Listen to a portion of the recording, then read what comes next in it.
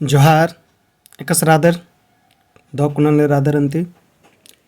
JSSC की exam जे रहचा जे 17 तारीख के बनना बराचा आदिन खंडिय चिच्चे अरा पुनः एग्ज़ाम की डेट री निड्डा चार्ज करनर अरा अधिक गिदी नोटिफिकेशन 12/12/2023 की उत्तर करनर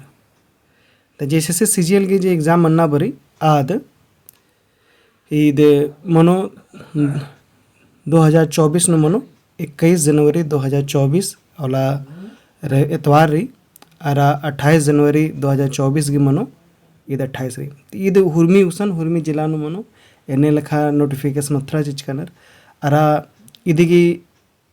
एडमिट कार्ड इक्ला बरो इदी नकुन मला तेंकारनर तो बाचकनर कि जेएसएससी की वेबसाइट नु एडनुम राख के अय्यानु निमागी नोटिफिकेशन बरो कनो पह ने जे तहा खखाते टूड़ा पोलनर आरगी जे हनी श्रुति लेख नना गया ने खाने उठे माले तरी आरगने श्रुति लेख सब्सक्राइबर हुआ उनर तो इधर नेरा उनर तो ठीक रही थी एरकेंती तो नाम हकरोत अंती एग्जाम जरी मिनता जरी याद बंडुंगरो 21 तारीख की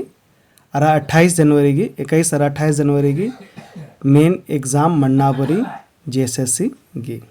लगे अंती दौकना दौती टूट के बच के दौकना राके